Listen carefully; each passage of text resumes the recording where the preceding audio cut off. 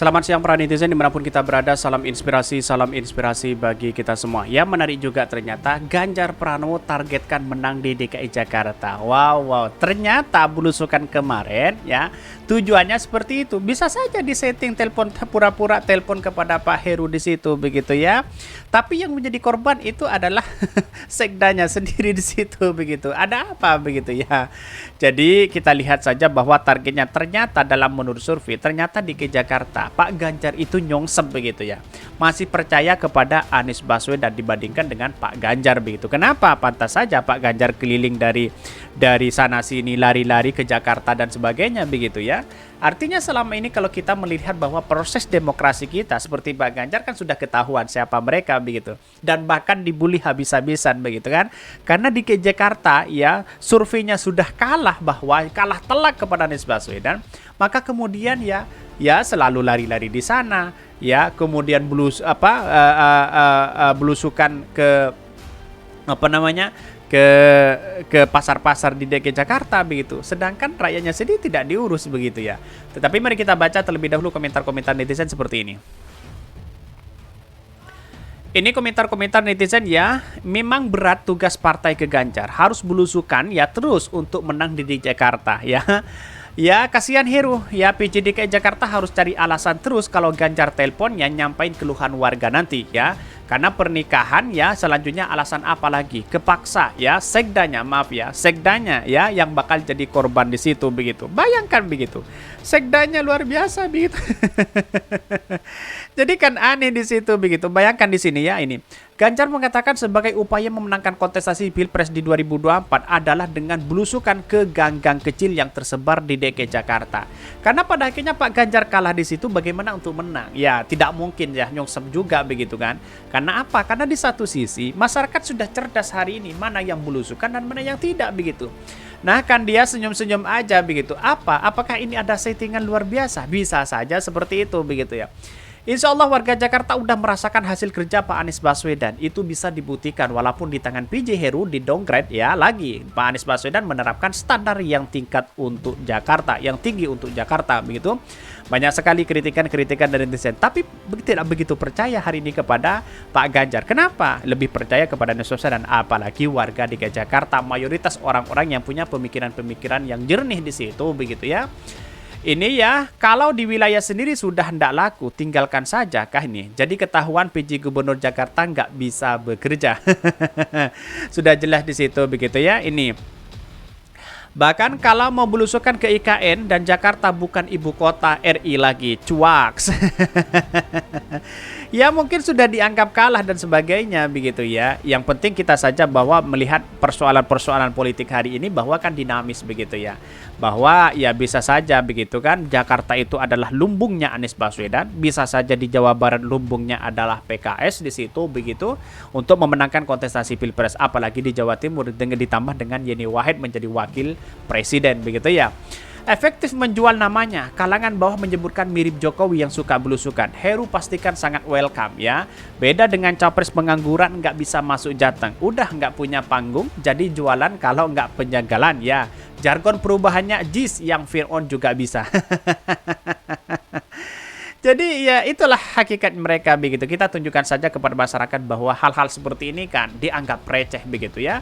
Karena apa? Karena apa yang dilakukan Pak Ganjar selama ini seolah-olah ya pencitraan dan sebagainya begitu kan ya. Walaupun banyak yang tidak terima begitu kan, para cebong dan buzzer di luar sana tidak menjadi masalah. Inilah bagian dari demokrasi kita begitu. Tetapi mari kita baca terlebih dahulu beritanya seperti ini. Ini beritanya ya, ini agak menarik begitu ya. Ganjar Pranowo targetkan menang di Jakarta. Wajar begitu ya. Karena apa? Karena di satu sisi belusukannya seperti itu begitu ya. Dikutip dari Tempo ya. Bakal calon presiden dari PDP Ganjar Pranowo mengaku tidak memiliki target khusus peroleh suara di Jakarta. Dirinya hanya yakin menang dalam kontestasi Pilpres di 2024. Pantesan belusukan ke sana kemari begitu ya.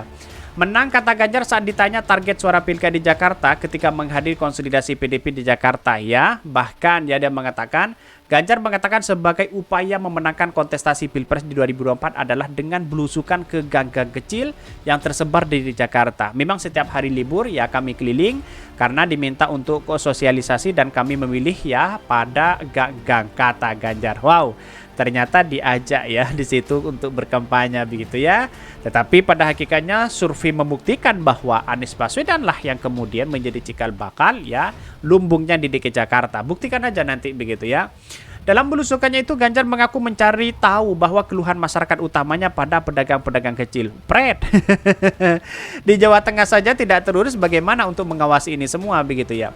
Kami memilih ngobrol dengan masyarakat, maka denyut nadi yang ada di masyarakat betul-betul bisa kami tangkap. Sehingga kelak kemudian ya bisa menjadi cerita untuk kemudian dibuatkan dalam sebuah program. Wow, alibinya luar biasa di situ begitu kan. Masyarakat sudah paham seperti apa mereka. Ujung-ujungnya ya dicapret begitu ya, lalu kemudian disebar di media sosial, tapi ujung-ujungnya tidak ditindaklanjuti begitu kan.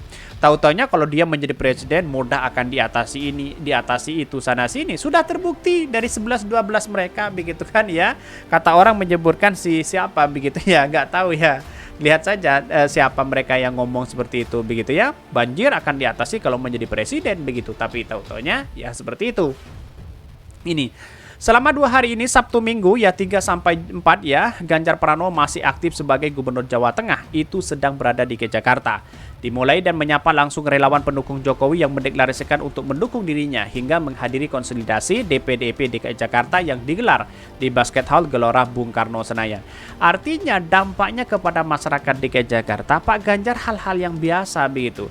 Pak, orang melihat bahwa mengurus Jawa Tengah saja, di daerahnya saja, amburadul seperti ini bagaimana untuk mengurusi di Jawa, ya di DKI Jakarta, kan begitu logikanya begitu. Sudah jelas-jelas di situ begitu kan? Ya kenapa? Karena di satu sisi kita melihat bahwa proses demokrasi kita bukan tidak semudah membolak-balik telapak tangan apa yang selama ini dilakukan oleh Pak Ganjar begitu ya. Jadi artinya apa? Kepercayaan, trust di masyarakat di situ yang diberikan Anies Baswedan sangat luar biasa begitu. Tidak mungkin ya tiba-tiba Pak Ganjar datang sebagai sok menjadi pahlawan di situ ya, memperbaiki ekonomi di Jakarta, menurunkan harga di situ. Apa kewenangannya begitu kan? Begitu logika masyarakat di situ begitu ya. Ya paling hanya dicuekin ya, difoto dan sebagainya begitu ya. Apa yang mau dibanggakan begitu ya? Kalau ya calon-calon presiden model kayak gini. Sekarang kan eranya demokrasi modern begitu ya. Artinya apa? Ya, yang mana yang pencitraan dan mana yang belusukan dan sebagainya sudah ketahuan mereka begitu ya. Tetapi kita harus hargai, inilah masyarakat Indonesia begitu ya.